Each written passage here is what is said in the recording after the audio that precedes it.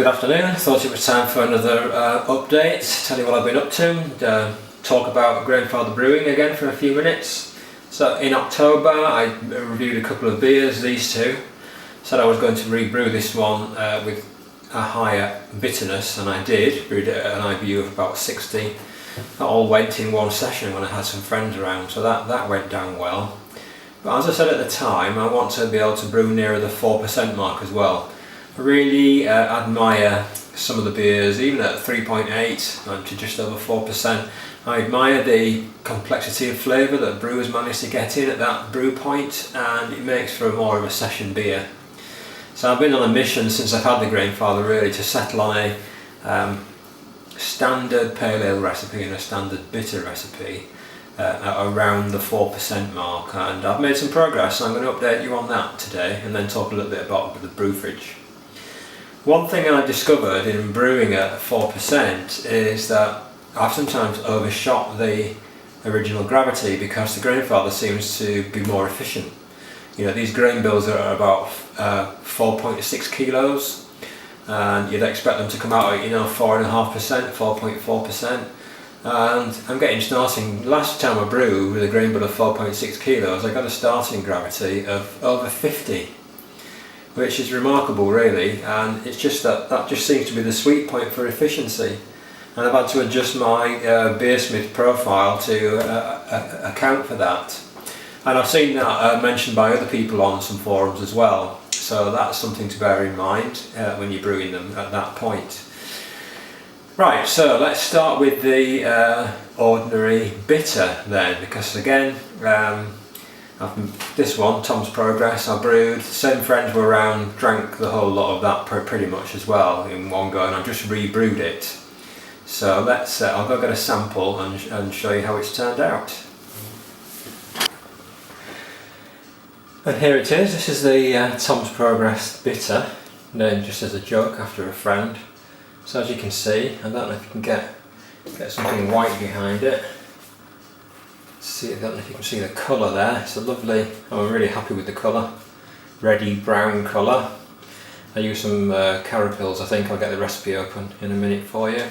It's got this tight creamy head, which is very characteristic of English bitter as well, and it's as clear as a bell, absolute clear as a bell. I don't know if you can see the text shining behind it,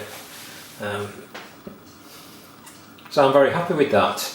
Again, had friends round and one of them said, I'd be happy to be in a bar, pay good money for this beer and drink it all day, so that was a good endorsement, and I immediately brewed it again.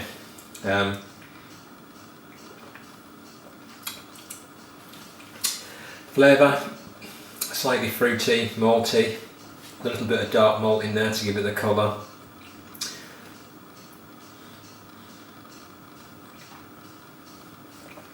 I hopped it pretty well, but hops don't come through particularly, not surprisingly, given the amount of body that there is in the beer, or flavour that there is in the beer. It's a very simple recipe. There we are. So it's just pale malt, crystal malt. I'll put it up for you later. Carafa 1, which is what's giving it the colour. 50 grams of Carafa 1. 200 grams of wheat malt, which I think is helping with the body and the head. And I just used up some of my American hops in it, Cascade, Centennial and Chinook, but I think the hops don't particularly feature in this. But the star of this beer was the yeast. I'm a big fan of White Labs yeast anyway, and this is the first time that I've used the White Labs 002 English ale yeast. I've never come across such a flocculent yeast before. Bam, it just drops out of the beer in no time. So in secondary I put it in a pressure barrel. I think 4 days later it fermented and it was clear. Incredible beer. So I'm trying that again, and that's what's contributing that fruitiness as well. Lovely fruitiness on the nose. So I'm happy with that, fairly classic English bitter. Brewed it again, and I've knocked down the Carafa to 30 grams instead of 50, just to tone down that little flavour of roasted malts a little bit. So I thought we'd see what the final gravity is. According to my book, stopped at 14. Let's see. Oops, getting beer everywhere. It's not really designed to pour out of a glass. So that is now 10 or below, 10 or 8 now that it's gone fully through secondary. I say when I racked it in it was still 14, so it's obviously dropped a little bit further, but it's still got a good degree of maltiness and flavour. It doesn't taste overly dry, which you wouldn't want, I don't think, in classic English bitter. Second beer that I wanted to brew was a standard pale or golden ale. I'm particularly fond of Oakham Citra, and I've got some friends who really like Citra as well as a flavour. So I bought some bottles of Oakham Citra purely for research purposes, of course, just to see what was going on there. And draft Oakham Citra is about 4.2%, I think, from memory. Bottled, it's about 4.6 and a bit more body to it. But they get a lovely complexity of body in there, only 4.2% and a big Citra hit. So I've had a go at that. It's going to take me a few brews to tone it in, I think. But I've got to get a sample and show you how close I got on the first brew. So this is the Citra. I've got it in a corny keg. It's a bit lively, as you can see. But now the colour. You can see that through there. I think I'm quite happy with the colour. Golden, yellowy colour. It's not crystal clear yet. It's been in the corny keg only about 10 days, so it's clear. Many people would call it clear, but it's not absolutely crystal clear yet. But nevertheless, it's clear enough to consume. Had some friends round in the week who were very big Citra fans, and they were very taken with it. So the aroma is big Citra aroma, so I'm happy with that. It could be even more citrusy than it is, but that's something to tone in. Let's have a taste.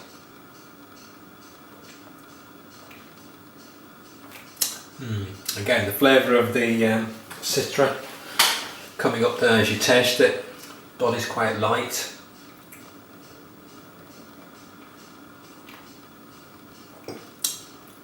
Just very mild malt flavour, not overpowering, just letting the hops come through. So it's not. I'm going to have to buy another bottle of Oakham Citra, aren't I, for research purposes and drink it side by side. But from memory, needs to be a touch more bitter still. Oakham Citra is, really power, really hits you with bitterness, and even more hops need to be going on in there. But I'm really happy with that. I think it's going to drop clearer. I wanted to crack it open when my friends were here. I'll probably leave it alone now for a little while to drop even clearer in the corny keg.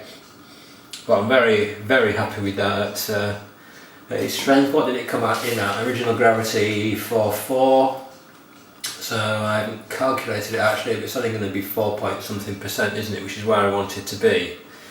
I'm going to get some more Citra when I can and go again. It needs for me a little bit more bitterness and even more hoppiness, and I still haven't got that complexity of body flavour that they get in the real Oakham Citra.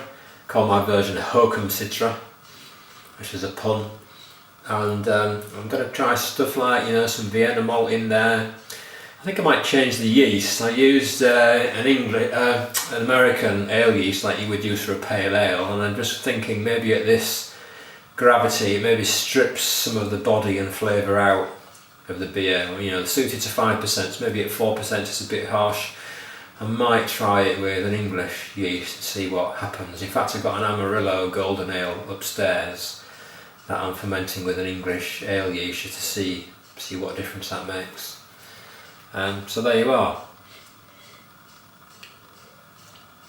I'll put the recipe up for that as well. So I'm well happy with that. It's in the right ballpark, and I think with one or two more brews I'll gradually tone it to where I want it to be. I'm going to go show you a quick view of the. You can see the clarity there, can't you? In that, it's pretty clear, but not crystal clear. show you the brew fridge in a minute now. I know some people have been waiting for reviews of the Imperial Stout, which I did. That's coming up next time. So I brewed the Imperial Stout right back in June. It's been conditioning since then. People are waiting for the Christmas Ale, which I'm naming Bad Santa. That's in bottle, as you can see, various sizes of bottles, including some sparkling wine bottles just for seasonality. Make nice gifts, I think.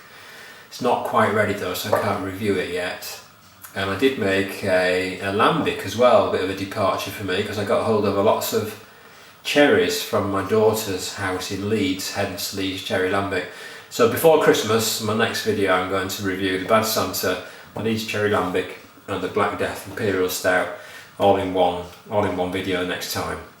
Okay, so if you're not interested in brew fridges, that's over for you.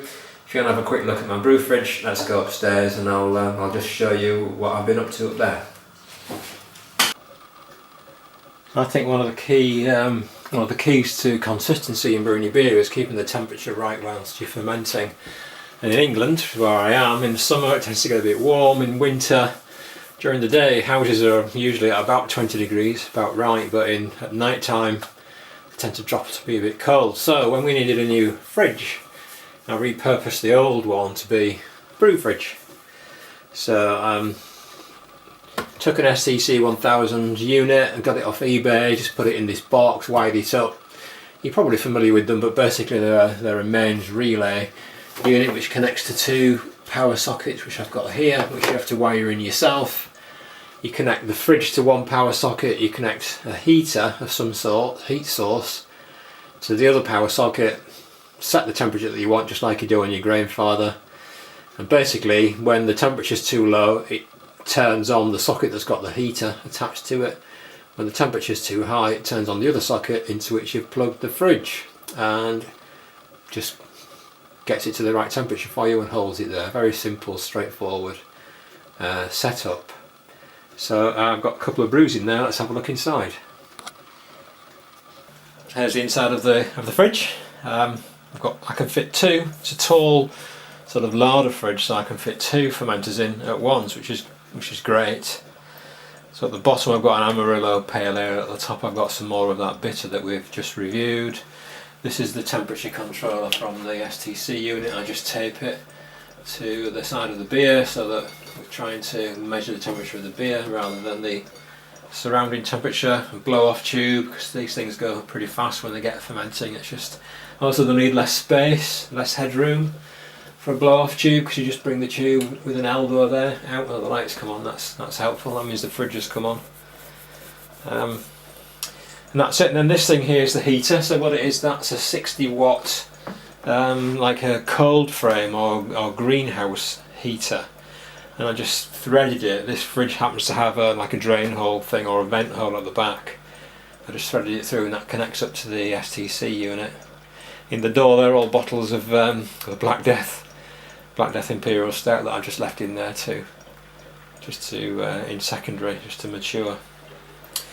And that's it really, very simple setup. I replaced the glass shelf with a stronger one with some metal reinforcement, because although I did use the glass shelf for a while, the actual glass was bowing with the 23 plus kilos of the fermenter, and I was afraid it was going to smash or jump out of the shelf, so that reinforced one worked better.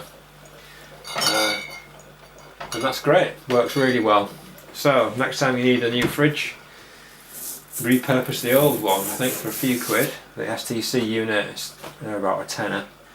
I think the heater was about £10 as well from Amazon or somewhere. So you can really raise your game, I think, on quality control on your beers. So that's it for this month. Back just before Christmas with the reviews of those three beers. In the meantime, happy brewing.